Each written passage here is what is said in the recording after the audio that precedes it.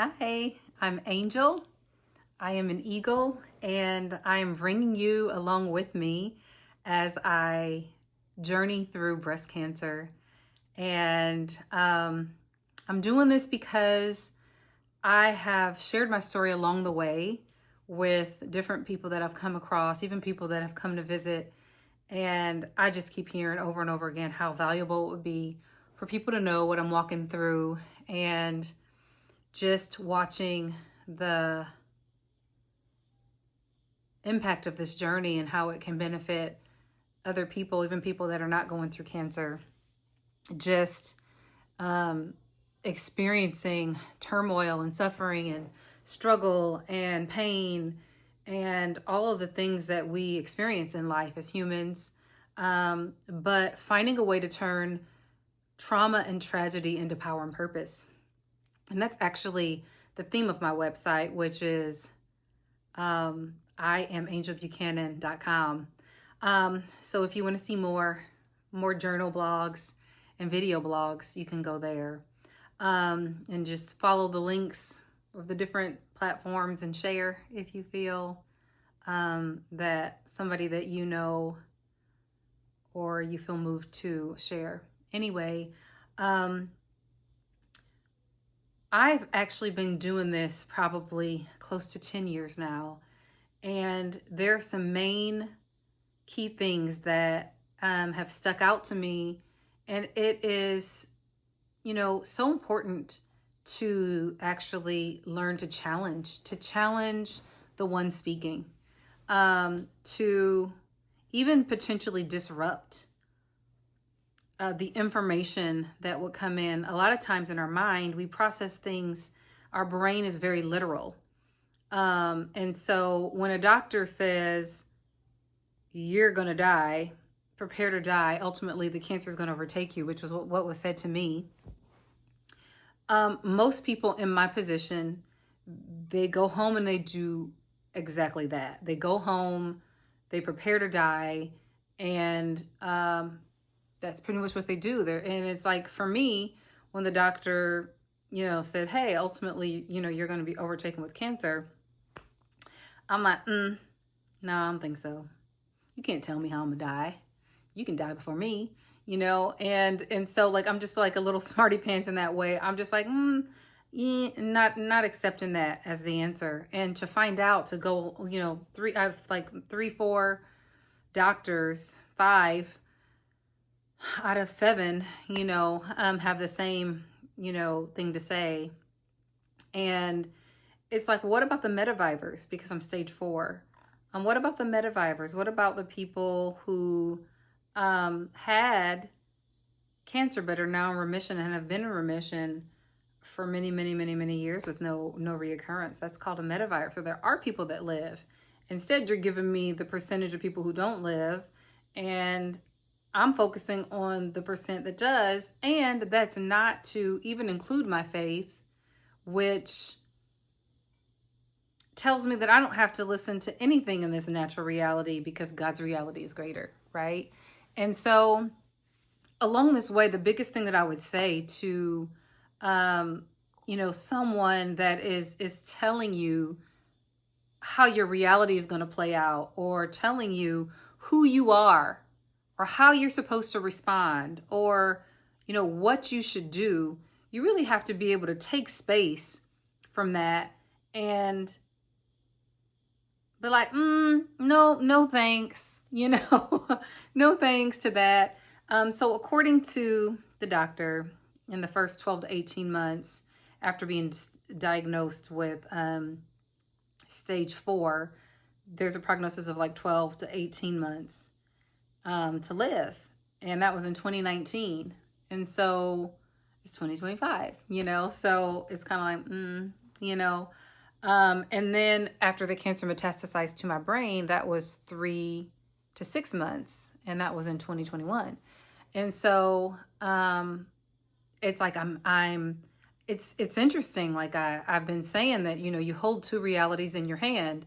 On one end, I'm experiencing metastatic stage 4 breast cancer, and I have gone through the things, and I'm going through treatments, and I'm, had radiation, and I've had multiple surgeries of all kinds of things. And, you know, I experienced the physical suffering that comes along with that reality.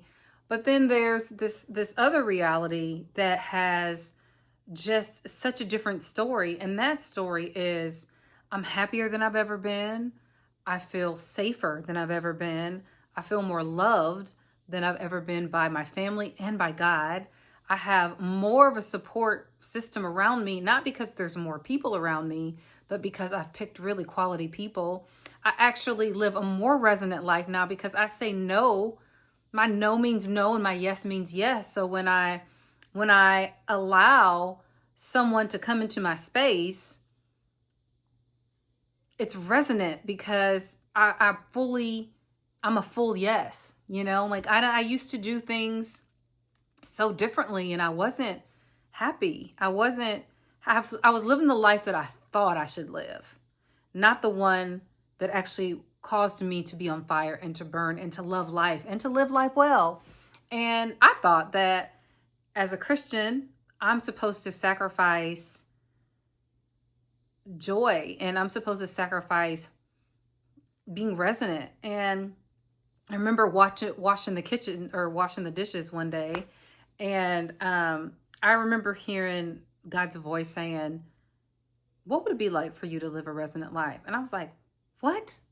I got so mad because I'm like, wait a minute. Half the things I do because I feel like I'm doing it for you. So if you're asking me this question and I ain't doing it for you, I'm sure as heck ain't doing it for me. It's like half the people that I'm around, I don't even like.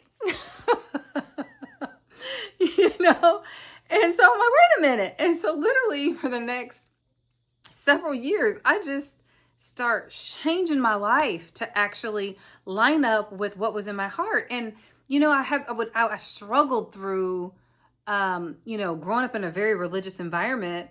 I struggled with what's my duty, right? Like, what am I supposed to do? And I'll never forget walking in Charlotte. I was in Charlotte, and I was just by myself. It was just like a mountaintop experience with God, where it was just me and him, scripture. I was just kind of shopping, walking in the city, got massages. It was great. I just had a great time. I wasn't mom and I wasn't wife. It was awesome. And I was walking down the street, and I saw this homeless man. There was a lot of homeless people. And I was walking down the street, and I saw this homeless man coming. And I remembered the inner struggle I was having. Should I give him money? Should I not give him money? Like, what should I do? And I was literally just and I heard the Lord interrupt my thought and say, well, do you want to give to him? And I'm like,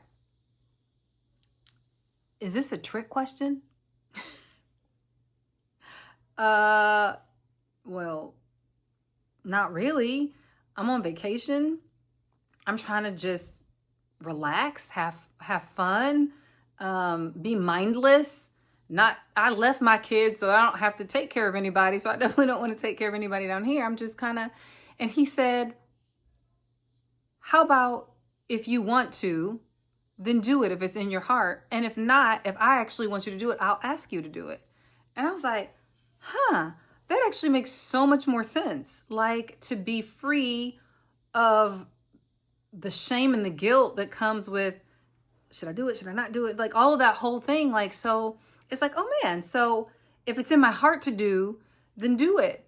And if he wants me to do something that I don't see or I'm not up to, or like, he can actually just nudge me and say, hey, would you da da da da? And I'm like, oh, well, I can work with that. And so anyway, it's just really kind of helped me solidify just being comfortable living from right here, from the heart, from, what I can and can't do. It helped me be in reality with where I am and who I am. And it doesn't mean that that's like the ultimate reality, but it just means it's where I am and I'm living authentically. And if God can encounter me along the way, he can ask me to do something that's beyond what I want to do. Because ultimately I want to be in line with him and his will.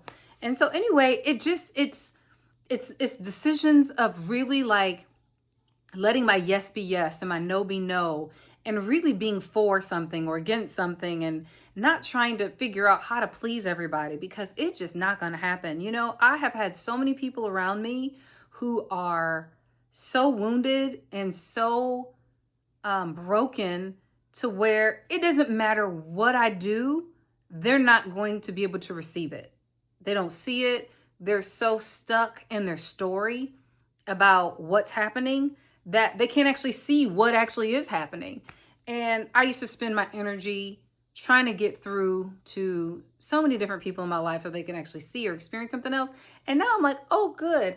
I've relieved myself of the responsibility of trying to get them to see or hear anything. And so unless I'm led to, or like there's burning in my heart or there's fire in my heart for something, then I move in that way. But if not, it's just like, I'm fine. It's like I used to never be fine leaving people in pain. I used to never be fine not trying to find a way to minister or to move. And it's like, oh man, this way is so much freeing. And I hate that it took this setting of walking through cancer to actually help me get really clear, because the truth is, I don't have a lot of energy. I don't have a lot of energy. I have maybe 5 measures. So I've got to give some to my family. I've got to give some to, this, that, and the other. And so when I have like 1 measure left and I've got somebody needing something or wanting something from me, it's like, I feel like I'm more of a good steward of my energy now, because I'll actually check and see, can I give this? Can I do this? Is this, Lord, do you want me to? And I find that if it's actually the Lord, it actually gives life. So I'm doing these podcasts, or whatever this is that I'm doing, video recording, couch podcast. And it doesn't drain me. It actually brings life. And so it lets me know, oh, so this measure of energy, I'm actually investing in a good way, because it's actually giving. It's actually giving to actually share. It doesn't take away. It isn't draining. And so I'm learning so much more about how to follow the Spirit, how to follow my heart, where the Spirit is moving. He's moving in me. He's moving in my heart, and I can trust that. And if there's something that he doesn't like or that offends him in me, then he's the only one that can change it. And so he's welcome to. And so it's a level of freedom. It's kind of like I've got so much more joy and more access to joy, and bitterness, resentment, offense. It's like, who has time for that? When you actually realize that your time is on a schedule, you start dumping all kinds of stuff out. Like if you knew that you had a year left, how would you live it? Would you keep the same stories? You're like, actually what that person did, it wasn't even that deep. I'm not even that mad. It's easier to forgive. It's easier to let things go. It's easier to accept the things that you can't change. It's easier not to try to control, because it's like, I can't control nothing. When I really boil it down, I feel like I gave myself way more credit than was actually due, because I can't control anything. I can't control anyone. If God does it, then he does it. And it's not even, me that's making it happen. It's like, it's just so much more simple. And I really love that I found this space. So even when cancer is done and this journey of this kind of struggle has passed, I want to keep the treasures that I found here just in my life. I want to keep it so that I no longer go back to the old way, because I hate the old way.